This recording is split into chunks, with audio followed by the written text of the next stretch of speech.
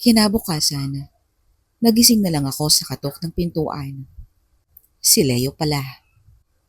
Malapit na raw mag alas 11 at bumangon na raw ako dahil baka malate na ako sa school. Pumasok ako sa school nang may inis kay Aiza dahil sa ginawa niya sa akin kagabi. Kaya nung matapos ang klase, dumaan ako sa tindahan ni Aling Saida at nakita ko si Aiza na nagbabantay ng tindahan.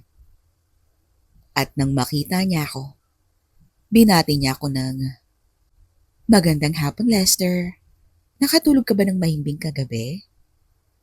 Sabay tawa nito. Bumukas yung pintuan ng tindahan nila at pumasok si Aling Saida. Kaya naman nakitawa na lang ako kay Aiza para hindi niya mapansin ang ines at baka magtanong pa ito. "Aiza, pumasok ka na muna dun sa loob at samahan mo yung tito mo at ako na muna dito sa tindahan," sabi nito sa pamangkin. "Sige po, tita. Bye, Lester." Sabay kaway at alis nito sa tindahan. At nakita ko si Aling Saida na parang galit yung muka at pabulong na sinabi na, "Hoy, tingin ka dyan." Nginitian ko na lang siya. Sabay paalam sa kanya na uuwi na ako sa boarding house para makapagpahinga. Sinenyasan naman niya ako na lumapit sa kanya. At nung makalapit na ako, "I miss you. Mamaya, Lester, kung pwede ka ha. Hihintayin kita sa likod ng bahay." Bulong niya sa akin, sabay kindat. Tumangulang ako sabay alis ng tindahan at umuwi na ng boarding house. Hanggang sa dumating na naman ang alas 12. Nasa gate na naman nila ako. At nung makapasok na ako, dumiretso ako sa likod ng bahay nila. Naaaninag ko si Aling Saida na nakatayo at hinihintay ako. Nung makalapit na ako, agad ko siyang sinunggaban. At dahil sa ginawa sa akin ni Aiza, ay kay Aling Saida ko binuhos ang lahat. Nabigla si Aling Saida sa ginawa ko, pero hindi naman to nagreklamo. Makalipas ang ilang minuto, ay naabot ko agad ng rurok. Napansin to ni Aling Saida, pero ayaw niya pa akong tumigil hanggang sa maabot niya rin. Nang matapos kaming dalawa, sinabi ko kay Aling Saida na alam ni Aiza ang tungkol sa aming dalawa. Kaya pala parang ibang tingin sa akin ni Aiza kanina nung nanananghalian kami. Huwag ka magagalit ah. Pauna ko sa kanya. "Ano yun, Lester? Saka, bakit naman ako magagalit?" "Saida, lumabas kami ni Aiza kahapon." "Ay sus, alam ko yun. Ako nga nagrekomenda na ikaw ang yayain niya. Kasi alam mo na ang pasikot-sikot dito sa Maynila." "Ay, hindi lang yun, Saida. May nangyari na rin sa amin." Isang malakas na sampal at mura ang natanggap ko galing sa kanya. Sabay tayo nito. Hinawakan ko siya sa braso. Sabay yakap sa kanya. At sinabing, "Hindi ko naman siya pinasok." Saka nung naabot niya na, ay agad na siyang pumasok sa loob at iniwan ako. Kaya pala ganun ka ka-agresibo kanina." Galit nitong saad sa akin. "Promise, hindi ko talaga alam. Kasi akala ko sa'yo galing yung sulat na dinala ni Yeng. Kaya panatag ako na ikaw yung makakasama ko kagabi." Paliwanag ko sa kanya. "Ha? Dito mismo sa likod ng bahay?" Bigla nitong tanong sa akin. "Oo, dito. Alam mo ba yung narinig nating kaluskos nung nakaraan? Si Aiza pala yun. At akala ko din na ikaw yung nasa bintana. Pero si Aiza pala." Nakatayo pa rin kaming dalawa sa likod ng bahay nang sinabi sa akin ni Aling Saida na, "Inisahan ka pala ha? Alam ko na, Lester. May plano ako." "Ano naman yun?" "Basta, ako nang bahala. At saka, sorry sa sampal baby ha. Nabigla lang ako at nakaramdam ng selos. Okay lang yun. Kaya nga sinabi ko sa'yo to eh. Para alam mo rin na may iba pang nakakaalam sa atin. Niyakap niya ako. Umuwi ka na, Lester. At papasok na ako sa loob. Bukas, bumalik ka dito ng mga bandang hapon. May nabuo na akong plano. Napatingin ako sa kanya. Don't worry, baby. Ako ang bahala. Since niloko ka niya, well, gagantihan natin siya. At kausapin na rin natin tungkol sa atin. Okay? Tinitigan ko lang siya. Promise, ako ang bahala. Don't worry about it, okay? Bumalik ka dito bukas ng hapon. Ay, teka. Pasok ka ba bukas? Wala. Saturday naman. Okay, sige. Pumunta ka dito bukas ng hapon. Kasi aalis din si Tony. Susunduin siya ng pinsan niya bukas. At pupunta sila ng Laguna. Ganun ba? Sige, pupunta ako dito bukas. Umuwi ka na at magpahinga ka, ha? Basta bukas, I can assure you na mag-e-enjoy ka sa naisip kong plano. Nagsiselos pa rin ako at naiinis sa'yo. Pero promise hindi na ako galit. Niyakap ko na lang siya bilang tugon.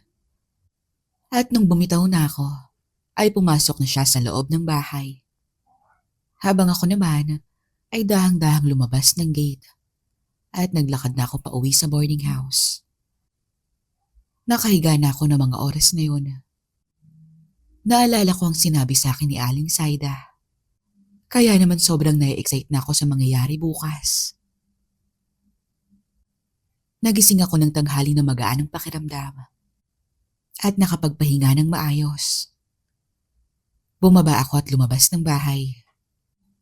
Tumawid ako sa kalsada para kumain ng tanghalian sa karinderya na nasa tapat lang naman ng boarding house namin. Nang matapos na akong mananghalian, bumalik na rin ako kaagad sa boarding house at naglinis ako. Pagkatapos ay gumayak na rin ako. Mag-alas-2 na ng hapon nang bumaba ako. At nung palabas na sana ako, ay bigla akong tinawag ni Leo. Nagyayaya daw ang ka-boardmates namin na mag-bar hopping mamayang gabi. Since Sabado naman at walang pasok bukas. At katatapos lang din ng exams. Kaya naman mag-e-enjoy ang buong boarder mamayang gabi.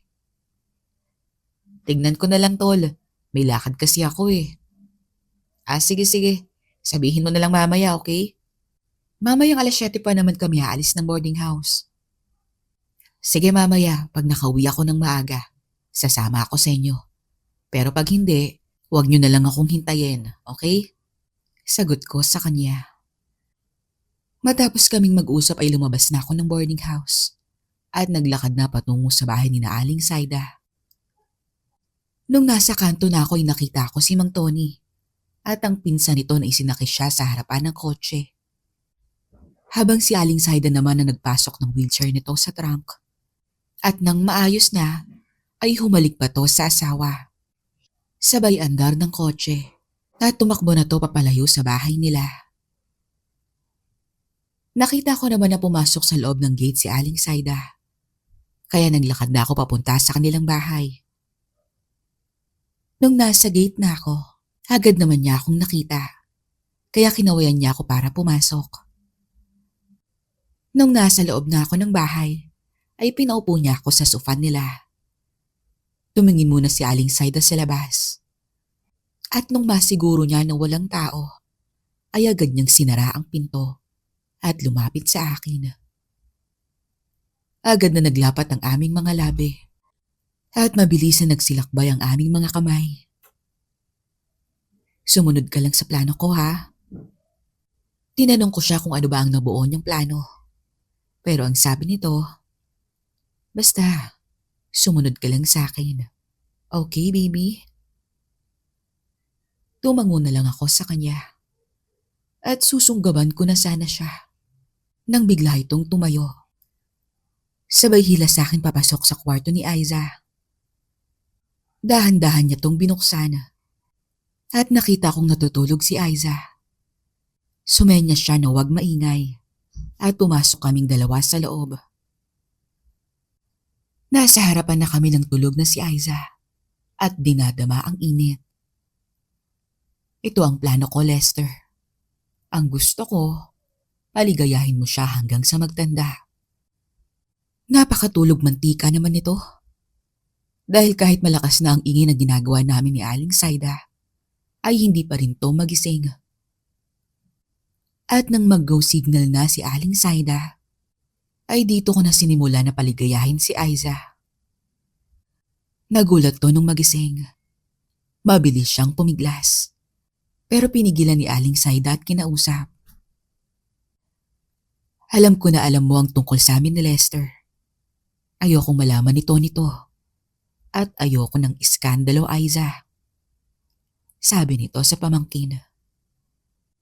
Gusto ko lang malaman kung panig ka ba sa akin o hindi. Kung gusto mo, share na lang natin ang sikretong to. At I can assure you na tutulungan kita sa gastusin mo sa pag-aaral. Yun ay kung papayag ka sa gusto kong mangyari. At nung maabot na ni Aiza ang rurok dahil sa sarap na ginawa ko sa kanya, ay agad tong napansin ni Aling Saida. Kaya sinabi nito na, sige, I'll take that as a yes, sweetie. At doon na naging mainit ang tagpo namin ni Aling Saida at Aiza. Nang matapos ay nasabi na lang ni Aling Saida na, ano, Lester, nagustuhan mo ba ang plano ko? Natatawa niyang tanong. Oo, gustong gusto. Salamat ah. Anong salamat? Hindi pa tayo tapos, no? Sabay sapak sa braso ko. At muling naging mainit ang mga tagpo. Masaya kaming tatlo habang kumakain ng pandesal at umiinom ng coke sa kusina. Nakaupo ako sa pwesto ni Mang Tony at si Aling Saida naman ay sa pwesto niya. Habang si Aiza ay nakaupo sa inuupuan ko before. Nagkukwentuhan kami at nagtatawanan habang kumakain ng merienda. Kayong dalawa ha, isinali niyo pa ako sa kalokohan niyo. Ani ni Aiza sa amin na may halong inis ang kanyang muka habang tumatawa lang naman kami ni Aling Saida. Nako Aiza, ngayon ka pa umangal. Halata namang nagustuhan mo. Sabi ni Aling Saida.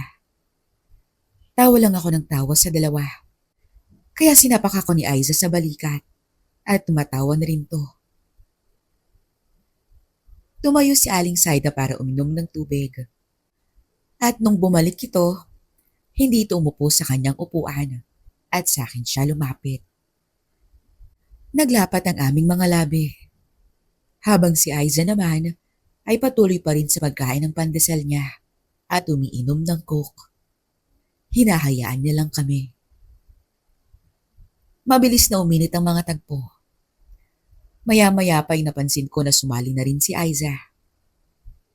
Ibang merienda ang pinapapak ko ng mga oras na yun. Ako na ata ang pinakamaswerteng lalaki. Dahil kasama ko ngayon magpaligaya ang dalawang naggagandahang dilag. Nang matapos ay nagligpit na ang dalawa ng pinagkainan namin. Habang ako ay nagpahinga muna sa kwarto. Ilang minuto lang ang lumipas ay sumunod na rin si Aiza at Aling Saida. Tumabi sila sa akin at agad na nakatulog ang dalawa. Tumingin ako sa orasan. Mag-aalas 6 na pala ng gabi. Naalala ko yung sinabi sa akin ni Leo na magbabar hopping yung buong border. Pero nagkibit balikat na lang ako at ngumiti.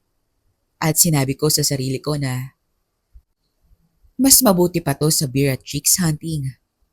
Sold na ako dito sa dalawa. Napapangitin na lang ako sa isip ko. Hanggang sa hindi ko na malaya na nakatulog na rin ako. Nagising na lang ako nang tumayo si Aling Saida at mabilis dong lumabas ng kwarto. Agad ko naman siyang sinundan. Aktong lalabas na sana ako ng kwarto. Nang bigla kong marinig yung boses ni Mang Tony. pati ang pinsan nito. Kaya dahan-dahan kong isinara ang pintuan at sumilip ng konti. Tama nga ako. Si Mang Tony at yung pinsan niya dumating na galing Laguna. Akala ko bukas pa ang balik nito. Pero narinig ko na umandar daw ang sakit nito sa paa. Kaya umuwi na lang sila matapos kumain at nakipaghalubilo sa mga kamag-anak nito. Muli akong bumalik sa kama. Tinignan ko yung orasan. Mag-aalas 9 na pala ng gabi. Hindi naman ako pwedeng umalis ng kwarto dahil baka bigla akong makita ng pinsan ni Mang Tony at magtaka kung bakit nandito ako sa bahay at kasama ko pa si Aiza. Maya-maya ay si Aiza naman ang nagising. Sino ba yung maingay sa labas? Tanong nito. Yung tito Tony mo andito na at yung isang tito mo rin. Ha? Nagulat ito at nagising sa sinabi ko. Huwag kang mag-alala. Ando na sa labas si Aling Saida. Inaalalayan na si Mang Tony. At parang paalis na rin ata yung tito mo dahil late na. Bumangon si Aiza. Diyan ka lang, Lester, ha? Titignan ko lang sa labas. Narinig ko na lang sa labas na binati ni Aiza si Mang Tony, pati na ang isang tito nito. At maya-maya ay nagpaalam na rin yung pinsan ni Mang Tony na uuwi na siya dahil late na at medyo malayo-layo pa ang kanyang biyahe. Sumilip ako sa bintana at nakita kong lumabas na sa gate yung pinsan ni Mang Tony na sinundan naman ni Aiza at sinara yung gate. Pagkatapos ay bumalik na rin ito sa loob ng bahay. Bumalik ako sa may pintuan at tumungaw. At nakita kong tinutulak nilang dalawa ang wheelchair ni Mang Tony papasok sa kwarto nila Aling Saida. At nakita kong lumabas si Aiza. Tinungo ang kusina at bumalik na may dalang tubig. Lumabas to at sinara ang pintuan ng kwarto. At naglakad papalapit sa kwarto niya at nginitian lang ako. Ang ganda talaga ni Aiza. At nung nasa harap ko na siya, bigla na lang niya akong niyakap ng mahigpit at naglapat ang aming mga labi. Masosolo kita ngayon, Lester. Natawa ko ng mahina. Agad na naging mainit ang aming mga tagpo. Akin ka ngayong gabi, Lester. Saad nito. Iba pa rin ang alindog ni Aiza kumpara kay Aling Saida. Para tong bagong huling isda. Sariwang-sariwa. Ninamnam namin ng bawat isa. Kahit na nasa kabilang kwarto lang ang mag-asawa. Naalala ko ang ginawa sa akin ni Aiza nung nakaraang gabi. Kaya naman binuhos ko lahat ng galit ko sa kanya. At sigurado kong naririnig kami ni Aling Saida. Pagkatapos ay para kami mag-asawang nakatulog na magkayakap. Nagising ako ng bandang 1:00. Kaya ginising ko na rin si Aiza at sinabi na uuwi na ako. Niyakap niya ako at sinabing, "Mamimiss kita, hon. Babalik naman ako bukas." Talaga?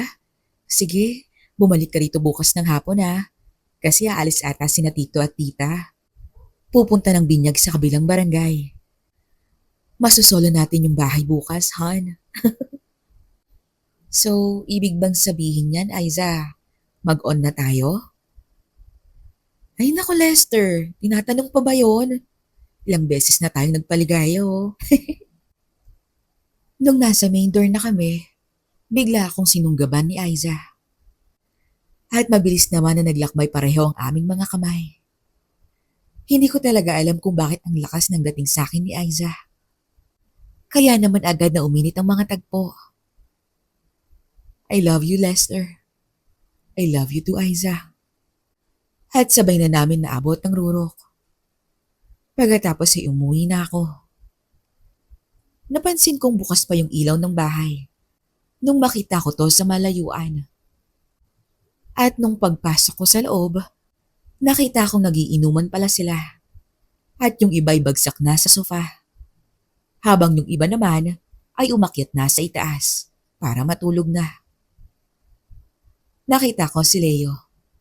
Tinanong niya ako kung saan ako galing. At ang sabi ko na lang ay pumunta ako sa mga kaklase ko at nag-hangout lang kami. Dahil nakapag-promise na rin ako sa kanila na lalabas kami after exam. Tumango lang naman si Leo. At inintroduce niya na ako sa mga chika babes daw na nakilala nila sa isang club. Siya nga pala Lester, si Megan, isang psych student. Si Rosel, eduk student yan. At si Maloy naman pare, nursing student yan. Girls, si Lester, kasamahan namin dito sa boarding house.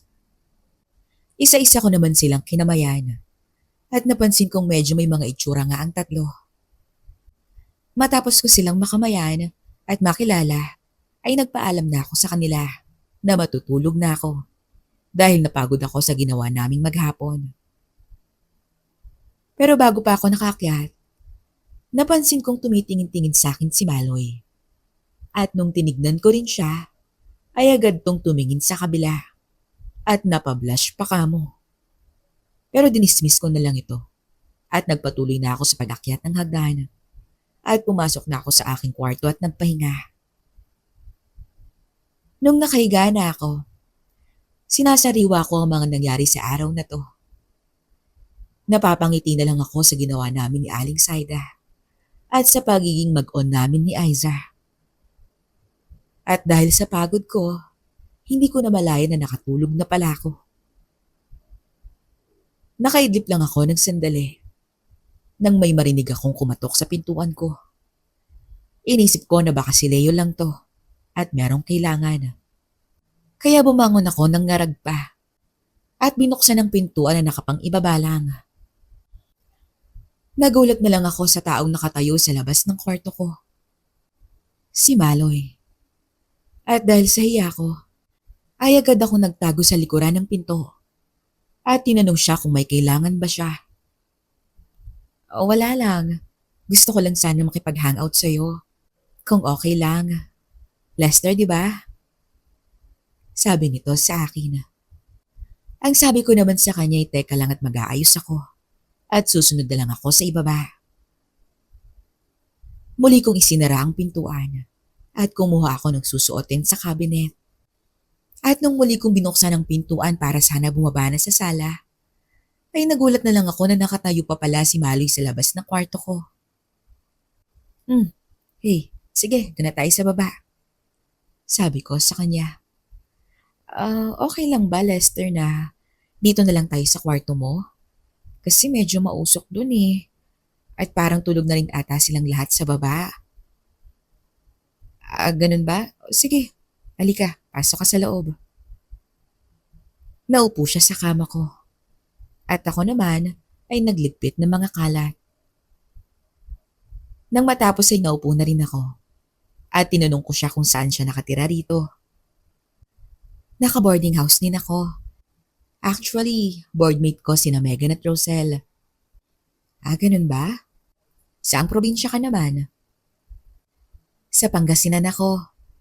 Pinili ko talaga na dito mag-aral kesa dun sa probinsya namin. Saka may iniwasan din ako dun eh. Sino naman yun? Boyfriend mo? Oo, pero nag-asawa na siya eh. Kaya umiiwas ako sa kanya. Kasi parang gusto pa rin niyang maging kami kahit may asawa na siya. Parang kabit, ganun. Naku, hindi nga maganda yan. Napaisip tuloy ako sa amin ni Aling Saida at sa amin ni Aiza na kung paano ko sasabihin sa kanya na mag-on na kami ng pamangkin niya. Sa kaiisip ko tungkol doon, hindi ko na namalay na nasa tabi ko na pala si Maloy. Kaya napatingin na lang ako sa kanya. At nung nagkatitigan kami, bigla na lang niya akong sinunggaban sa labi.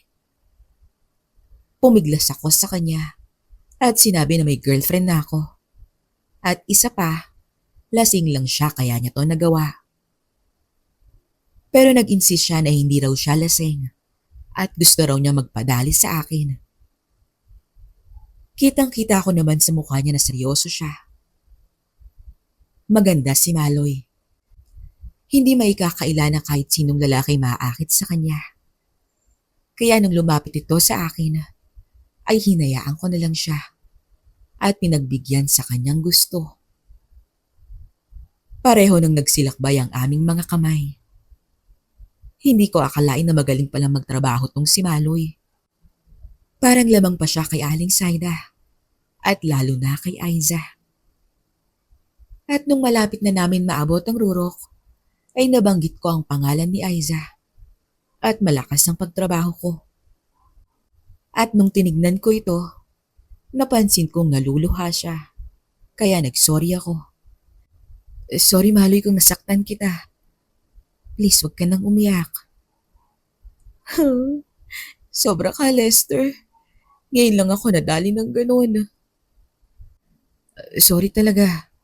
Hindi ko sinadya na naging agresibo ako kanina. Sorry talaga. At gamit ang kamay ko, pinahiran ko ang kanyang mga luha. Sorry. Tawa ka pa dyan? Sabay sapak sa braso ko. Pagkatapos ay nakatulog kami pareho. Mag-alas 4 na nang magising kami ni Maloy. Agad kaming bumaba. At tulog pa rin ang kaibigan niya. Pero wala rito si Rosel at Leo. Kaya naman umakyat ako sa kwarto niya. At nakita ko ang dalawa na mahimbing ang tulog. Mukhang pinagod ang isa't isa. Napawaw naman ako sa magandang hubog ni Rosel. Pagkatapos kong gisingin si Leo, ay lumabas na ako at bumaba na sa sala. Nakita kong nakaupo na si Megan sa sofa, katabi ni Maloy, at inaalalayan tong tumayo, na nahirapan naman si Maloy dahil sa nararamdaman niya. Kaya naman ako na mismong nagtayo kay Megan at nadampian ko ang ano niya. Napansin ata yun ni Maloy, kaya inis nung sinapak ako sa balikat at sinabing, Lester ha, chancing yan. Natawa na lang ako at nagsorry sa kanya. Maya-maya ay nakita ko namang bumababa na sina Leo at Rosella. Bago pa sila lumabas ng boarding house, ay lumapit pa sa akin si Maloy at niyakap ako. Nagpasalamat siya sa pakikinig sa kanya kagabi. You're welcome. Ang tanging naisagot ko sa kanya. At napansin kong tumingin sa akin si Rosella at kinindatan lang ako. At umalis na sila. Napa-thumbs up na lang sa akin si Leo dahil maganda raw ang nadali niya kagabi. Sabi pa nito sa akin, Parang tindi mo kagabi. Nadinig namin kayo. Pati nga si Rosel namangha sa'yo eh. Ayun, napahiya tuloy ako. Sabay tawa nito. Nginitian ko na lang si Leo at hindi na ako nagsalita. Umakyat na ako sa kwarto ko at natulog na.